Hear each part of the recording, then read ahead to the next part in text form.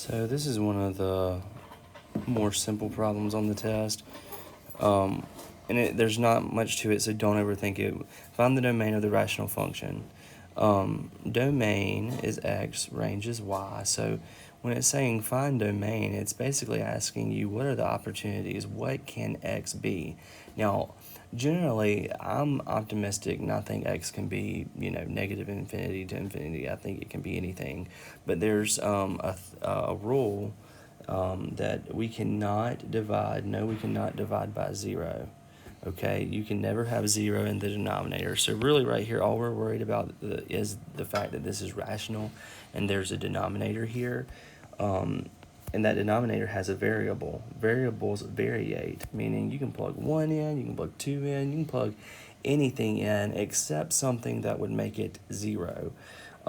So set it equal to 0 or not equal to 0 rather. You work this the same way as if that were just a regular old equal sign. You subtract 10 from both sides, and you get negative x cannot equal negative 10. Divide by negative 1, and so therefore x cannot equal positive 10. And let's see if that makes sense. 10 minus 10 is 0, and you can't divide by 0. So how do you enter the answer in? Nothing to it, just x cannot equal 10. Okay, here we got another example of finding the domain. What is domain? It's the x value, so what can x be? Well, it can be whatever. It can be anything except whatever makes that denominator 0. So if you say x squared minus 4 equals 0, and you wanted to solve for x, you got a couple of options. Let's just factor that. X plus 2 and x minus 2. That's the difference of squares, right? And so if I say x plus 2 equals 0 and I solve for x, I get x equals negative 2. And if I have x minus 2 and I solve for 0, I get x equals positive 2, except for the fact that that's what it can't equal, okay? Negative 2 and positive 2 is what would make that denominator be 0. So don't, that's the values that we get. Don't let the fact that I used the equal sign right there throw you off. This problem says just to simplify the expression. And pretty much with everything on this test, with every problem, I take a glimpse before I get started and I see, okay, can it factor or what is really there? Because when you can factor something, you can see what's really inside of it. Okay, well, the number 3 doesn't factor, it's prime. But the number 12 in the bottom, if you'll notice, both things in the bottom have a common factor of 12. 12 goes into both of them. So I would be left with x plus 3. So what we would have left in this case, I want to see if anything in the numerator and the denominator cancel. The 3 in the numerator can completely cancel because 3 goes into 12 4 times.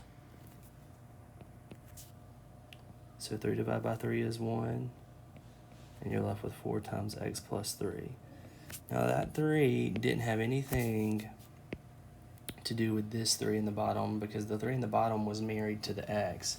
If it has x plus 3, the only way something that's added or subtracted from something can cancel is if there was another x plus 3 in the top right here, and there wasn't. So this 3, we didn't even look at it because it was married to the x. So this one, another simplify the expression, and I just love these problems because again, we're always looking to see if we can factor something, and the reason being we're looking to see what's really there inside of it. How can we make it look different?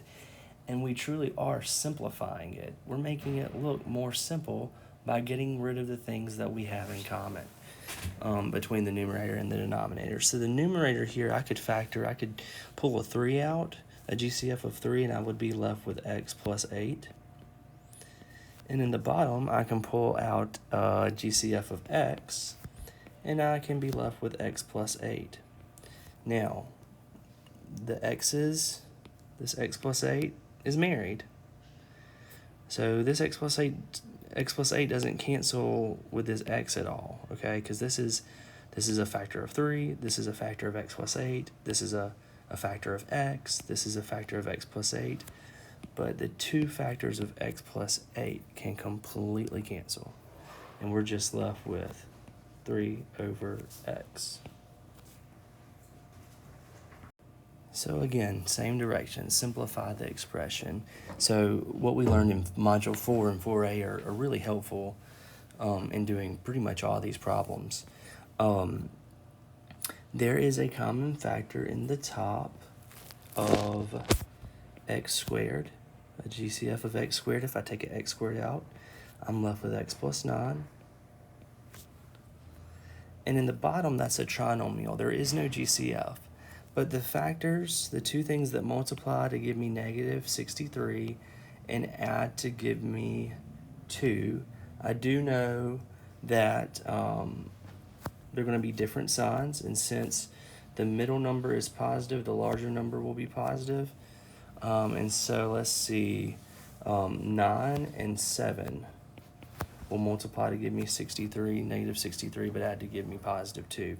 And so now this factor of x minus 9 and x plus 9 in the top can cancel with the factor of x plus 9 in the bottom to leave me with an answer of x squared divided by x minus 7.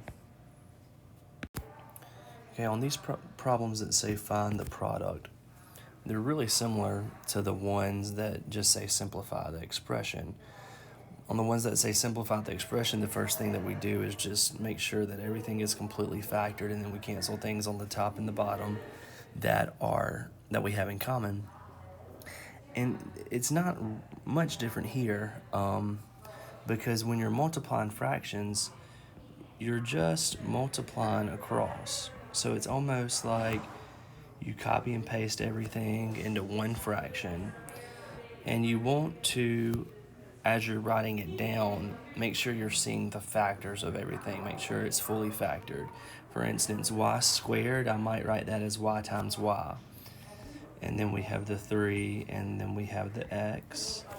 And so we can see that one of the x's in the top cancel with one of them in the bottom, and there's one y in the top, and it cancels with only one of them in the bottom.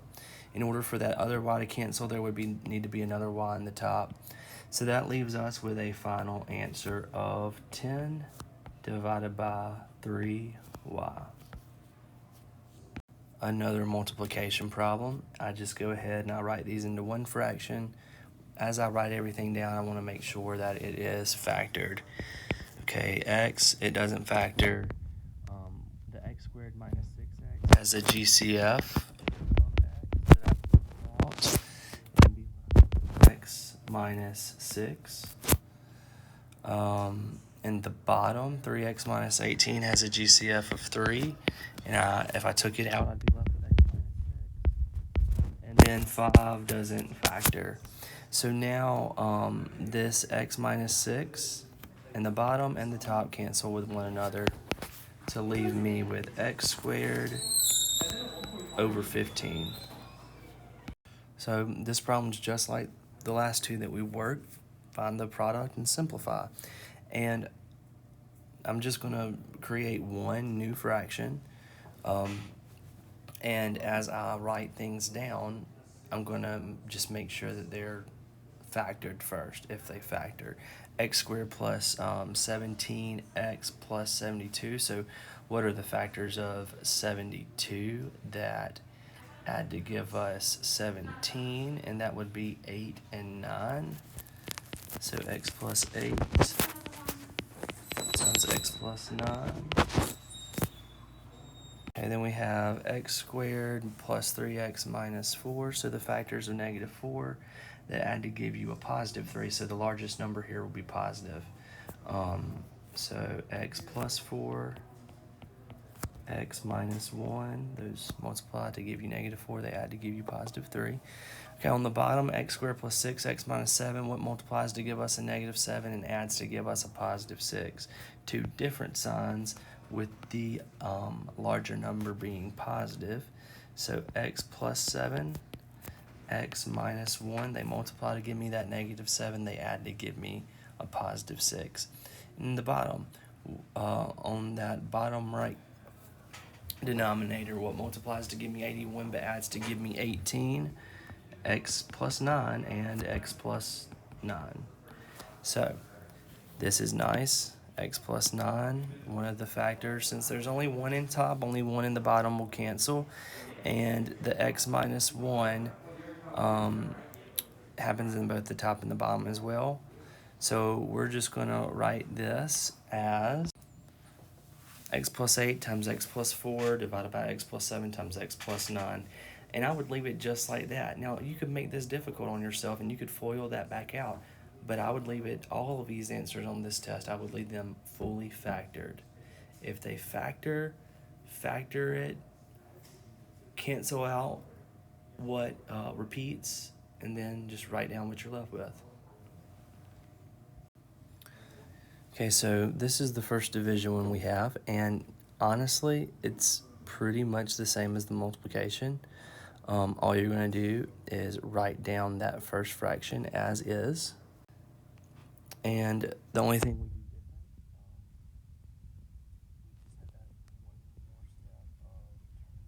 do multiplication problem, all we do is flip the second fraction. So it's going to be 16x to the 8th over 2x minus 10. As I write that down, I'm going to make sure that it is factored. So the 16x to the 8th, I mean, it doesn't really factor, other than, I mean, I guess you could see 16 as 2 times 2 times 2 times 2 times 2, and then x to the 8th is x times x times x times x multiplied by itself 8 times. But in the denominator, where that 2x minus 10 is now at, it has a GCF of 2, you're left with x minus 5. So when we're factoring, we can see what is truly there. So I can see, I mean, this is one fraction now, basically. I can see that the x minus 5s cancel, okay? Let's look closely at 16 and 8 and 2. 8 times 2 is 16. So both the 8 and the 2 completely cancel, and the 16 completely cancels. Now, I've been pretty sloppy with my cancellation. You almost can't see what's left. There's an x plus 2 left. I haven't done anything with the x to the 8th yet, and I haven't done anything with the x to the 7th. Okay, but let's do something with the x to the 8th and the x to the 7th now. Okay, so there's x multiplied by itself 8 times in the top and 7 times in the bottom. It happens more in the top than it does in the bottom. So all the x's in the bottom completely cancel, and we're just left with 1 in the top. So everything in this problem canceled except for x and x plus 2. Okay, so when you're adding and subtracting fractions, that's going to be different than when you're just multiplying or dividing. When you're multiplying, you just go straight across. You want to make sure things are factored, but you just copy paste what's going on straight across. But when you're adding and subtracting fractions, you got to make sure they have the same denominator. And in this case, thankfully, they do. So I can, since they have the same denominator, make it one denominator of 9, and just say c plus 1 plus the other denominator. I really didn't need to put parentheses around that. I put it there for emphasis. This would just simplify into c plus 8, which doesn't factor, and 9, which doesn't factor. Nothing cancels. We're done. Okay, so again, when you're adding and subtracting fractions, you just gotta have the same denominator. And if you have the same denominator, make it, one fraction, and whatever the operation is, do that in the numerator. So the subtraction is happening in the numerator. 5x squared plus 4x minus 38x plus 7 here you do want to make sure that negative goes to the 38x and to the 7 whenever you're combining your like terms, so that we come out with something to the tune of 5x squared plus, oops, messing that up, minus 34x minus 7 all over x minus 7. Now remember, when we first started on this review, I said if it factors, factor it. Okay, well, once you perform the operation, just make sure that it's factored, so that, you know, if there's some simplification that can happen with the cancellation, that, you know, you got yourself covered. So I need to check really quickly to see if there's factors of negative 35 that add to give me negative 34. And there are, so I'm going to go off to the side and factor this guy. I was looking for the factors of negative 35 that added to give me negative 34. I found those to be negative 35 and positive 1. So I rewrote that trinomial as a 4-term polynomial, which I can now group. And there's a GCF here of 5x. I'm left with x minus 7. Over here in the second binomial there that I've grouped off, x minus 7, it doesn't have a GCF. It doesn't look like, so just factor out a positive 1. You're left with x minus 7. So we have an x minus 7 in common and a 5x plus 1. If you take out an x minus 7, you're left with 5x plus 1. So I'm going to rewrite that numerator as x minus 7 times 5x plus 1 all over x minus 7. And guess what? That happened. There you go. So I apologize. I assume you can probably hear the drum that they're beating outside. It is what it is. Now look, we have another subtraction problem. Think about what I've told you so far. Addition, subtraction. Just make sure it has the same denominator. I've also told you to make sure that everything is factored. These are already the same denominator. So I can go ahead and make that denominator a squared minus 5a minus 24. I am going to try to go ahead and factor that though. So the factors of negative 24 that add to give me negative 5, that would be a minus 8 and a plus 3. And okay, so we have the same denominator, just perform the subtraction in the numerator. Okay, and this isn't too bad. Well, we can't combine like terms. So the operation's been performed. I've subtracted the thing. I just need to make sure that I do know that the bottom's completely factored. The top, I can just try. Let's see, you can pull out 2, be left with a minus 8 all over a minus 8 times a plus 3. And look at there, the a minus 8's cancel to leave you with 2 over a plus 3. So this one's asking us to find the LCD, least common denominator, and the reason it's doing that, now there is a question like this on the test, but the reason it's doing that is because, again, to add and subtract fractions, the denominator has to be the same, and sometimes they're not. So we utilize that LCD in order to make them the same, and I'll show you how to do that, to use the LCD in a bit, but first in this problem we want to know how to find the LCD. So the way that I do it, I usually just come off to the side, or if I'm adding or subtracting, I may just go ahead and build it in the denominator. But I do take a step, and I just kind of think about it on its own and go off and try to build it. And this is the way that I build it every single time, okay? So you might get annoyed with hearing me say it like this. 2x, I mean, that's fully factored. 2x plus 10, that can be factored into 2 x plus 5. And when we're building the LCD, we're not paying attention to the numerator at all. Once everything is fully factored in each denominator, I go from left to right, just like you read a sentence from left to right. I copy and paste the one that's on the furthest left, And then I move to the right and I say, okay, 2. Are you in there? Yes, you are. X plus 5. Are you in there? Well, there's an x, but there's not an x plus 5. See, x plus 5 is married.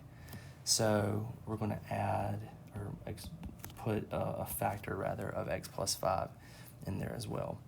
And that's all there is for finding the LCD. You'll see one like this as well. And this is just a good activity. Think about like 1/2. If I were going to write the fraction as 1/2, but it had a denominator of 8, so what over 8 is equal to 1/2? Well, you could say, well, how do you get 8 from 2? Well, you multiply it by 4. And if you do it to the bottom, you got to do it to the top. So 4 over 8 is equal to 1/2. Okay, so that's what I'm going to be doing right here. Okay, how did they get 60 from 30? Well, they multiplied it by 2. How did they get y cubed from y? They multiplied it by y squared. So if the bottom got multiplied by 2y squared, multiply the top by 2y squared. Okay, and that blank right here, we get, 22y squared. Okay, and it's over 60y cubed. Subtraction, got to have the same denominator. Remember, I told you I go off to the side or go to the, just go ahead and make one fraction, and I build a common denominator, okay? So the originals are, the original denominators are completely factored. B doesn't factor, 3 doesn't factor. So I'm going to go ahead and start. I copy and paste the furthest from the left. Okay, I've got the B covered. Now I'll go to the next one. Okay, copy, and I put a 3 in there. Okay, so 3B is going to be the common denominator, or B times 3. I've already made it the common denominator, so now I need to go back and ask for forgiveness. I need to make sure, I need to make it right with both of these fractions that they have this new denominator, okay? So 12a over b, that fraction is missing a 3 in order to look like the common denominator. So you would want to multiply this guy by 3 over 3. Now, it's not really necessary to do it in the denominator because we already did it. That's where the asking forgiveness part comes from. I already did it. I just got to go back and do it in the top, okay?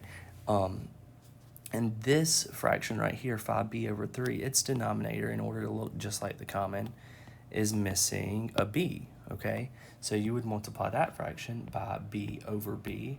But again, I've already done it in the bottom. I'm just asking for forgiveness. So let's see what this looks like. That would be 12a times 3 and minus 5b times b, which comes out to 36a minus 5b squared all over 3b. The operation has been performed. The subtraction's been performed. I do want to look and see if anything factors out, because if something can factor, I can possibly cancel something out. Now, when you build that common denominator, your denominator should already be factored. So at this point, we should, as far as looking at what we need to factor possibly, just look at the numerator. 36a minus 5b squared does not factor. Can't cancel anything. We're done with that one. So I'm going to go ahead and I'm going to start building this common denominator. And I'm going to have something plus something. The common denominator, x plus 3 is fully factored, but 3x plus 9 can factor into 3 times x plus 3. So I'm going to copy and paste the denominator on the left. Okay, and now, okay, so that guy's covered. Now we're going to look at him, okay? 3, are you in there? there's a number 3 in there, but that 3 that's in there is married to the x through multiplication, okay? So there is not just a factor of 3. I need to put a factor of 3 in there, okay? Everybody's back has to be covered. Okay, what about x plus 3? Is there an x plus 3 in there already? Yes, there is, okay? So now that we have already done the deed, let's ask for forgiveness, okay? So the common denominator is built. Now I'm saying, what can I multiply? What do I need to do to this, x plus 3, to make it look like the common? It needs to be multiplied by 3. So 3 over 3. And this denominator 3 times x plus 3 already looks exactly like the common. So we don't multiply this guy by anything, okay? So 6 times 3 plus 9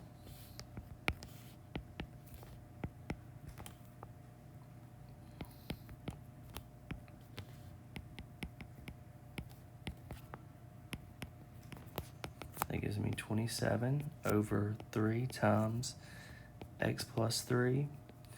I have a factor of 3 here in the bottom, a factor of 27 on the top, and 27 is really 3 times 9, isn't it? Okay, well then, basically 27 divided by 3 is 9, okay? So 9 all over x plus 3. That 27 cancels the 3 that was in the factor of 3 that was in the denominator. Okay, lots more fun. So we're going to build a common denominator, and it's going to be something minus something in the numerator. The x plus 6 that's in the denominator is completely factored. The x squared minus 36 can 6 times x minus 6. So as we're building the common denominator, I copy and paste what's on the left, and I move right. I work left to right just like I read a sentence from left to right. So x plus 6. Now I'm moving. I've got this guy's back covered. Let's cover this guy's back. X plus 6. Are you in there already? Yeah, you are. X minus 6 is not. So we're going to put a factor of x minus 6 in the bottom. Okay, so this guy, this fraction right here, its denominator, in order to look like the common that we just built, is missing a factor of x minus 6.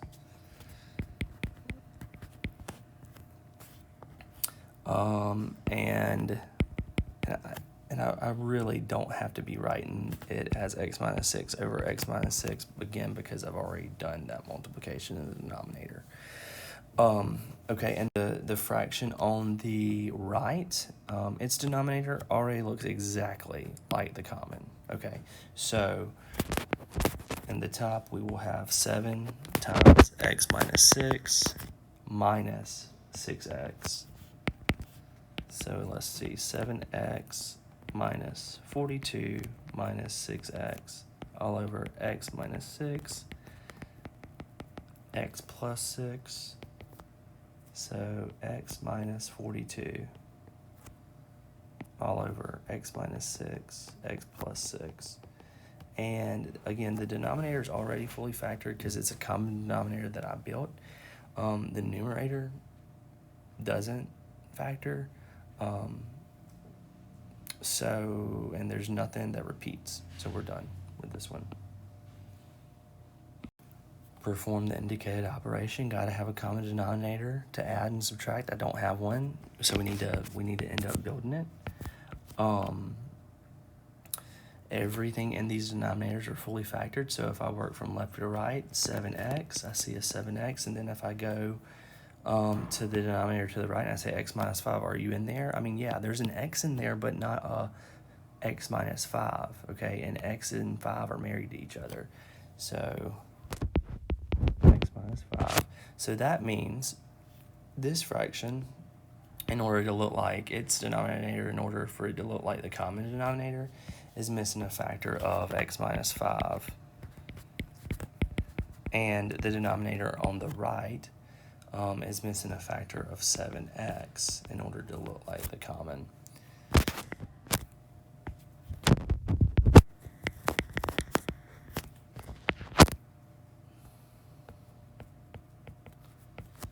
So perform that multiplication.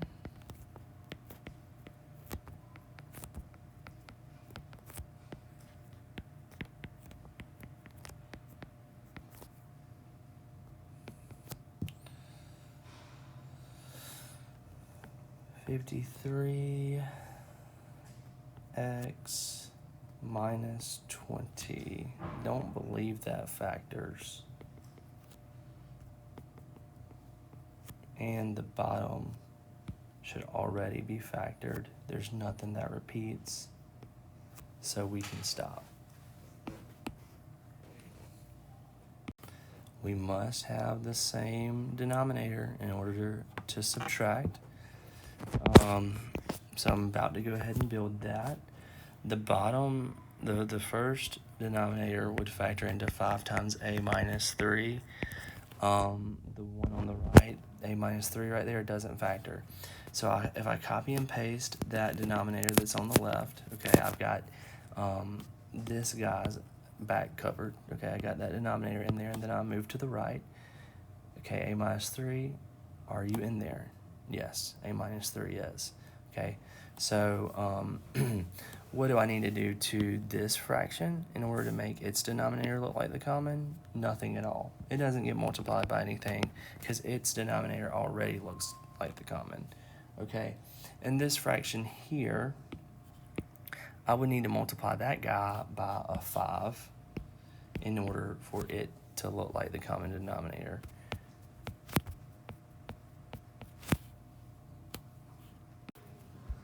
So this comes out to be 7a minus 5a plus 5. Be careful and make sure you're distributing a negative 5 to the a and the negative 1 all over times 5a times a minus 3, which becomes 2a plus 5, which does not factor, and again, the bottom should already be factored, so nothing cancels here. This one looks pretty fun. Subtraction again, something times something. This denominator here factors into x plus 6 times x plus 1, factors of 6 that add to give you 7, and then this x plus 6 here does not factor. While you're building the common denominator, always work from left to right. Copy and paste the one that's on the left. And then I move to the right, and that denominator of x plus 6 is already in this denominator that I have built. Okay, so now is the part where you go back and ask for forgiveness. Okay, well, I don't need to ask for forgiveness right here because its denominator already looked like this common that I'm building. Okay, this one, though, I need to ask for forgiveness, okay, because it's going to need to get multiplied by an x plus 1.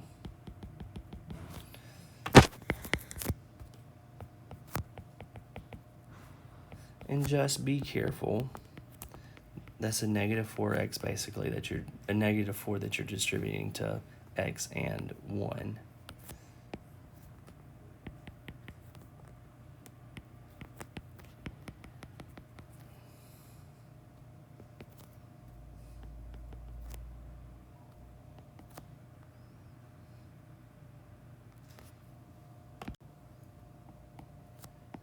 That numerator doesn't factor.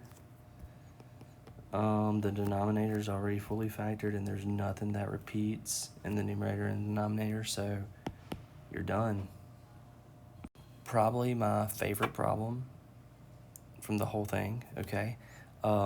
We are going to be adding these fractions. They have to have the same denominator, and they do not, so I'm going to build that common denominator. Before I build it, I want to make sure the fractions are completely simple, factored. So factors of negative 12 that add to give you 4 would be x plus 6 and x.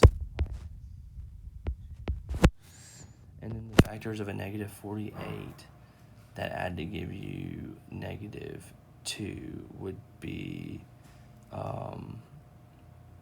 x minus 8 and x plus 6. So let's build that common denominator. We're going to work from left to right. Remember, I always copy and paste what's in that left denominator.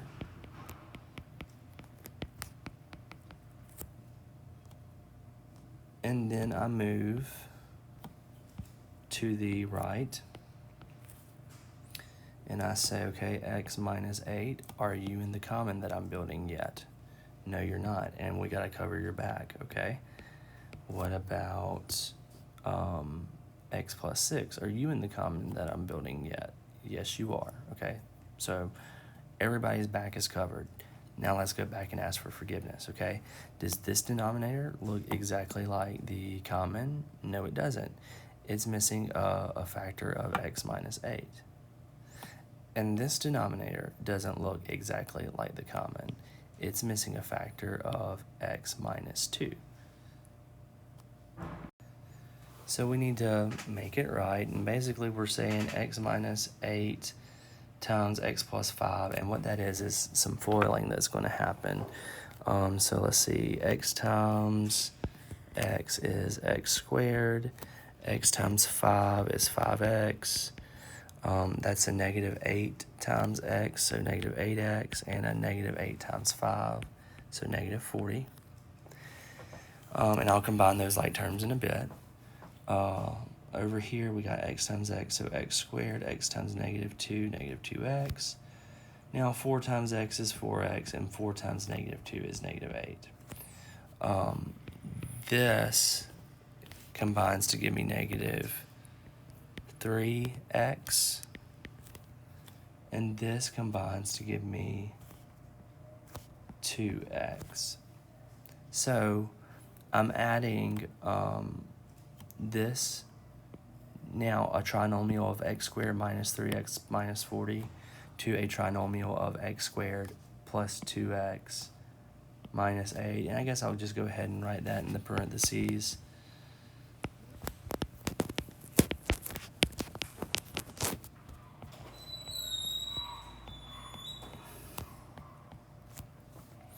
And there are still like terms that can be combined.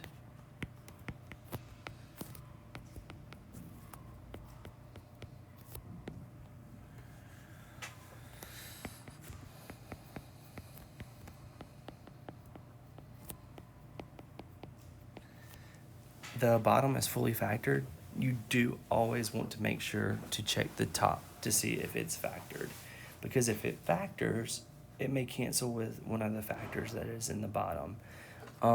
Let's see, things that multiply to give me negative 96, that add to give me negative 1, and that just doesn't happen. So top prime, it doesn't factor, meaning we're done. Nothing cancels.